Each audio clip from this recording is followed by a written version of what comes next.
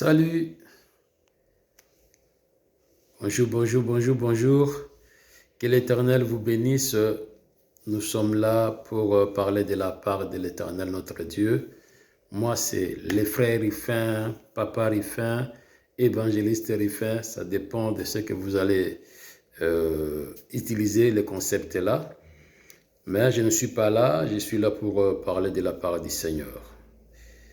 Nous sommes dans le livre des Actes des Apôtres, chapitre 16, du 30e au 34e verset, et je lis la parole.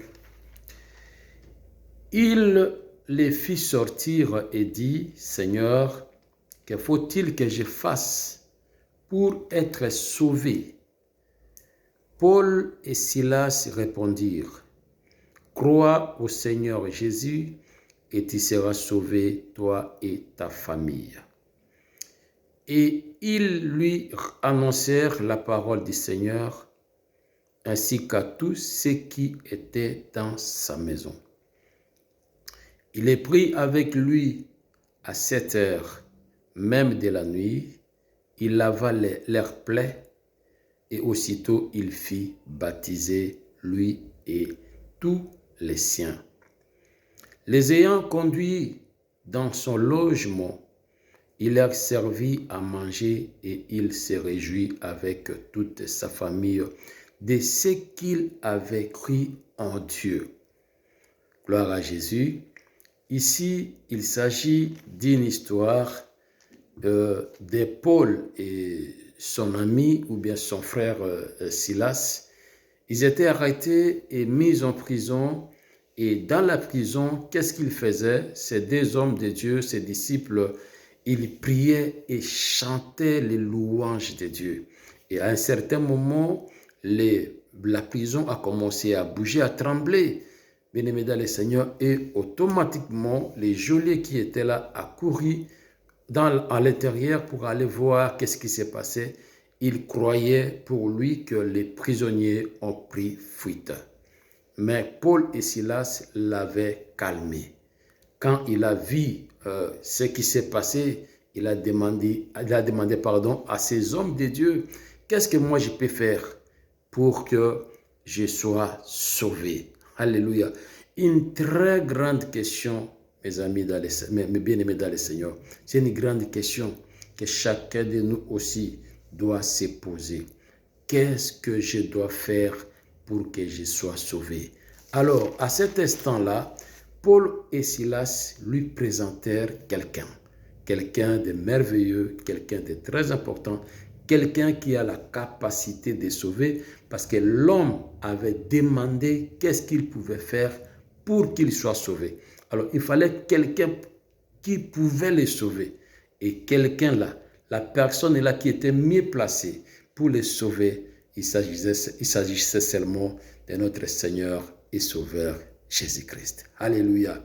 C'est la raison pour laquelle Paul et Silas lui répondirent, bien-aimé dans le Seigneur, si tu veux sauver, voilà le schéma, crois au Seigneur Jésus-Christ et tu seras sauvé. Ce n'est pas toi-même. Si tu crois seulement, ce n'est pas toi-même qui seras sauvé.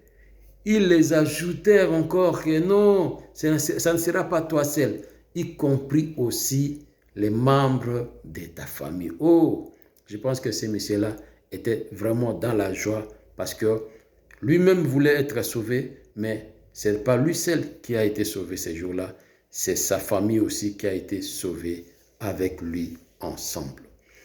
Lorsque quelqu'un vient en Christ, lorsque quelqu'un accepte Jésus comme Seigneur et Sauveur, il y a des choses que nous devons faire, nous qui sommes appelés à prester comme serviteurs de Dieu, il y a des choses que nous devons faire pour que la personne, ça ne suffit pas seulement de dire comme on fait des déclarations, j'accepte Jésus-Christ comme Seigneur et Sauveur de ma vie, tout ça, ça ne suffit pas.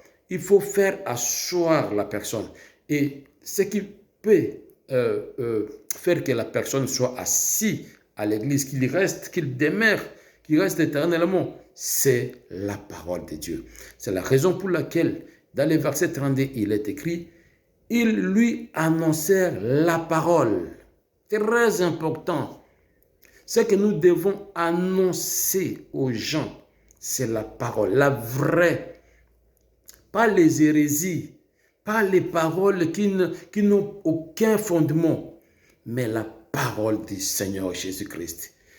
La personne doit savoir, la personne doit comprendre, la personne doit être enracinée par la parole de Dieu.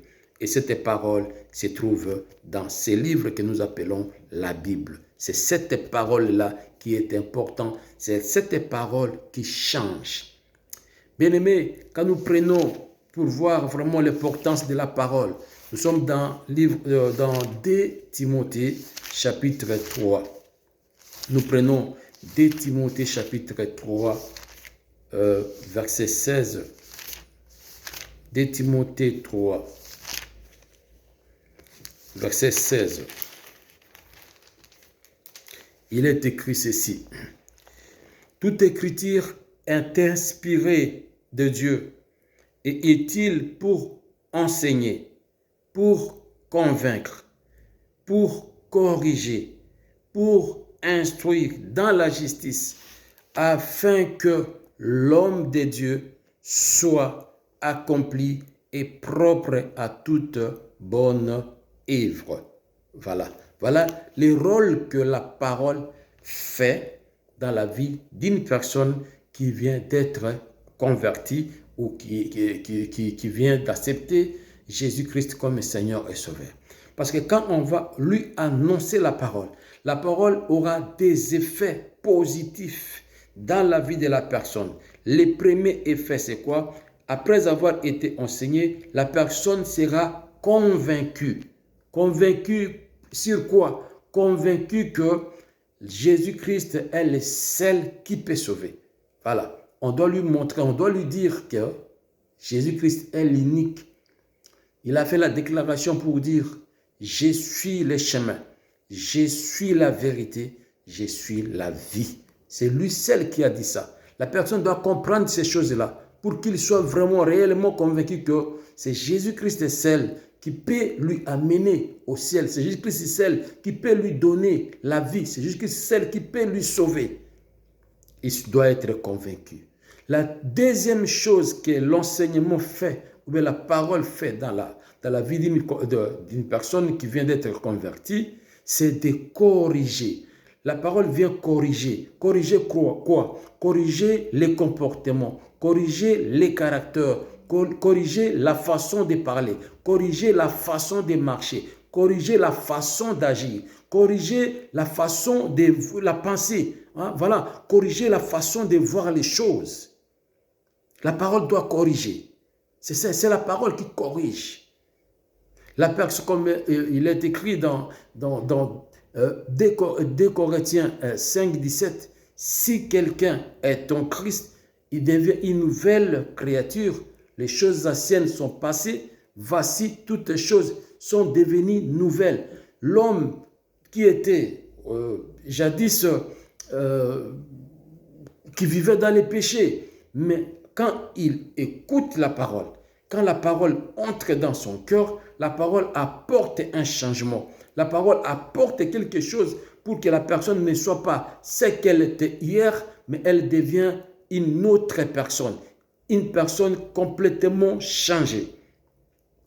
Et la troisième chose que la parole apporte dans la vie de celui qui vient en Jésus-Christ, c'est l'instruire, l'instruction. La parole instruit. On ne pense pas, comme je l'ai dit bientôt, de la même manière. J'ai un autre bagage, j'ai une autre formation, j'ai une autre connaissance. Voilà, j'avais ma connaissance avant, mais actuellement, j'ai la connaissance de la parole. C'est la parole qui m'a instruite pour que je puisse avoir cette connaissance-là. Très, très important.